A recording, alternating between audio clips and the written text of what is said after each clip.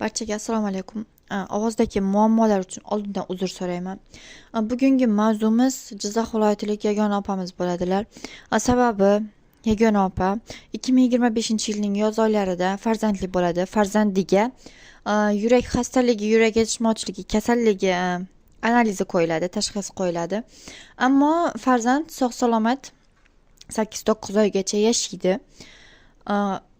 Hammasi yaxshi ketayotganda sal shamollaganligi sababli chaqalog'ini yagona opamiz detskiy poliklinikaga olib chiqishadi. Detskiy poliklinikada kerakli muolajalar qilinib bo'lgandan keyin chaqaloqda barchasi yaxshi bo'ladi. Ammo poliklinikaga o'sha payt Toshkent Sanpi doktori, kardioxirurg, detskiy vrachimiz tashrif buyuradi va bolada o'tkir pnevmoniya borligini, operatsiya qilinmasa bola yasholmasligini aytib, yagona opamizni operatsiyaga ko'ndiradilar. Yagona opa xo'p deb Toshkentga chaqalog'i bilan keladilar. Operatsiya bo'ladi. Operatsiyadan chaqaloq yaxshi chiqadi operatsiyadan.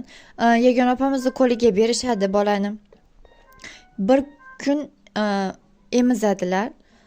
Lekin o'sha kuni operatsiyadan chiqqan kuni ertalab bola kichik hojatga chiqa olmay qoladi. Bir kun mobaynida umuman hojatga chiqmagan bola tanasiga yozilib ketib, siydik tanasiga yozilib ketib, shishib ketgan. Operatsiyadan keyin hojatga chiqa olmay shishib ketgan bola. Keyin opa shuni shishib ketyapti bola, chiqmayapti hojatga deb aytsa, o'sha Nodir Ibragimov kardioxirurg Sanpiga amaliyot o'tagani kelgan talabaga ukol qilishini buyuradi. Qilgan ukollari keyinchalik bolaga reaksiya berishib, bola koma holatiga tushib qoladi. Kechasi kechquruni bilan bola komada yotadi. Ertalab yagona opamizning qo'liga bolasini, chaqalog'ini o'lik holatda topshirishadi doktorlar. Bola o'sha payti ko'karib shishib ketgan, hamma yog'i ko'karib ketgan bo'ladi. Sizlarda iltimos videoni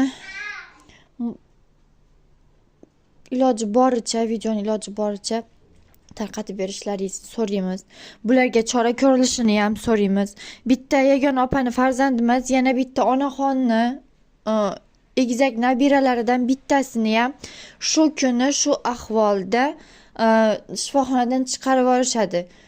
Nega katta kardioxirurglar oddiy amaliyot o'tagani kelgan talabalarga ukol qildirishadi? O'zi qilgan operatsiyani nega borib tekshirib turishmaydi? Sizlarga iltimos chora ko'rishini so'rayman.